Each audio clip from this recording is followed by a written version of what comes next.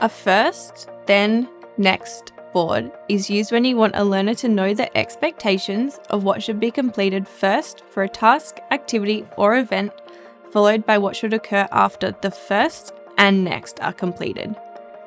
Its main purpose is to motivate the learner to do less preferred tasks or activities before completing the more preferred task or activity.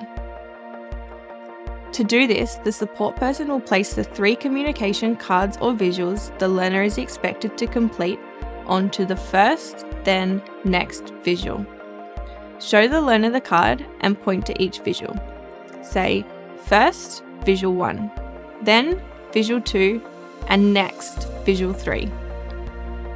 If the learner resists or becomes distracted or off task, show them the card again and repeat the phrase. When the activity or task is completed, show the learner the card and say, visual 1 finished, while pointing at the first visual on the card.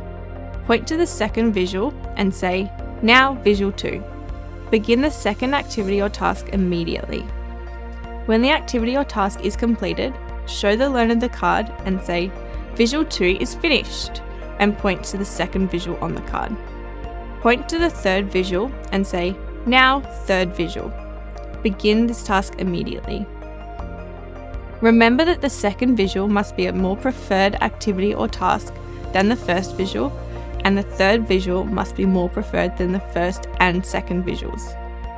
The second activity or task must be started immediately after the first one is completed for the learner to comprehend that in order to access the second activity or task, they must first complete the first one. The third activity or task must be started immediately after the second one is completed, especially because this is the most preferred task or activity for the learner.